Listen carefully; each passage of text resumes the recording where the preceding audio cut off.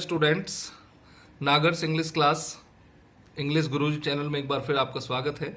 आज हम the rat trap by Selma Lagerlof chapter के वेरी शॉर्ट और लॉन्ग क्वेश्चन को समझेंगे। Very short question, who is the writer of the story the rat trap? Selma Lagerlof. Who is the narrator of this story? A rat trap seller. Which iron mill is described in this chapter? Ramsjo iron mill. What is the name of Iron Master's daughter? Adela Wilminson. How much rupees did the peddler steal? 30 kronors. Who sowed faith on the peddler? Adela Wilminson. Short questions. What doubts did Adela have about the peddler?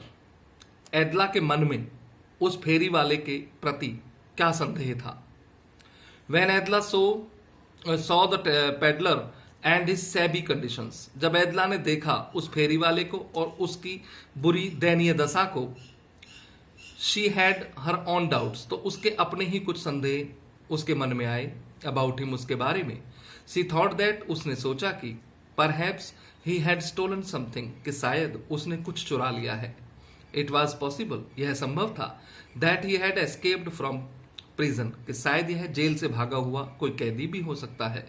He did not look like an educated man. वह व्यक्ति पढ़ा लिखा तो नजर नहीं आता है। That is why, यही कारण है, she had doubts about the peddler. उसके मन में संदेह है उस फेरी वाले के प्रति। Why did the old crofter show the 30 kronor to the peddler?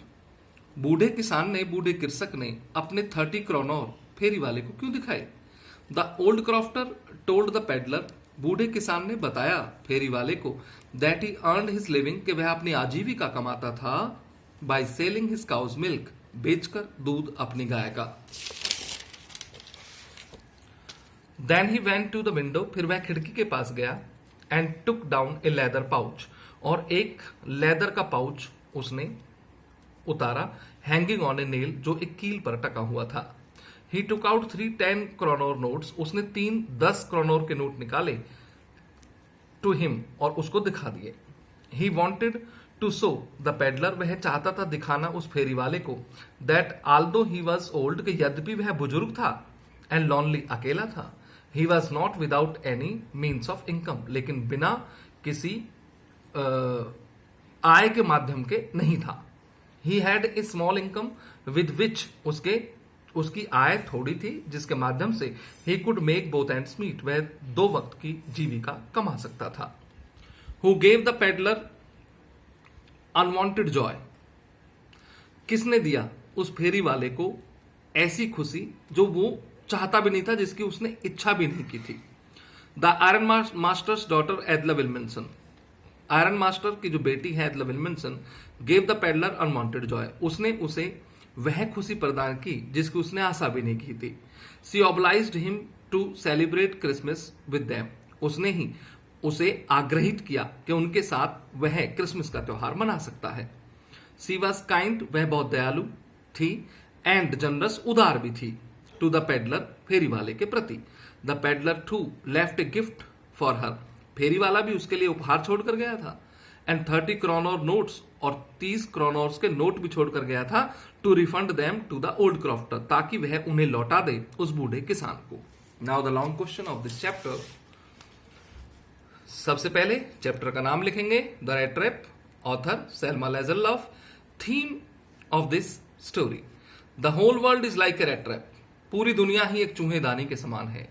It's riches, इसका सभी धन, जॉयस, खुशियां, शेल्टर, घर, मकान, फूड, भोजन, क्लॉथिंग, कपड़े, एंड लव, और प्रेम, आर ओनली द बेट्स, ये सिर्फ प्रलोभन है, टू ट्रैप मैन इन, मनुष्य को फंसाने के लिए।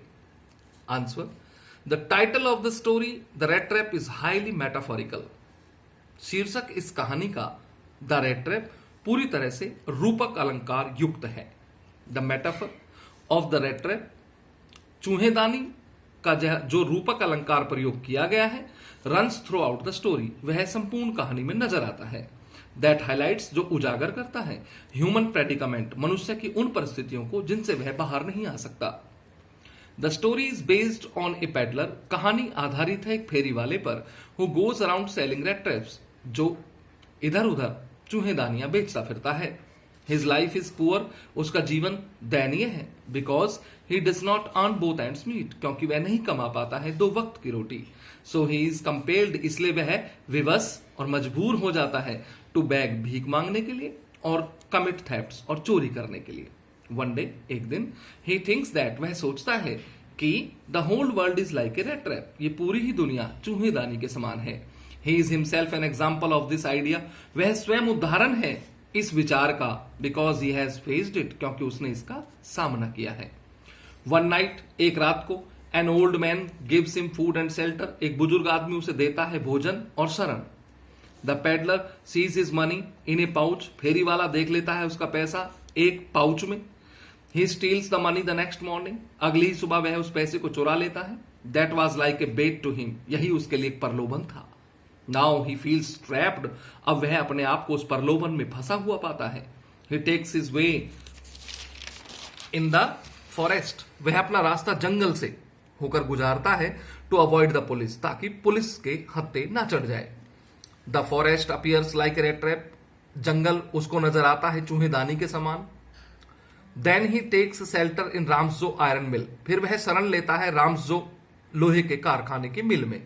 The iron master mistook him his old friend, कारखाने का मालिक गलती से उसे अपना मित्र समझ बैठता है। And invites him to house, और उसे अपने घर आमंत्रित करता है।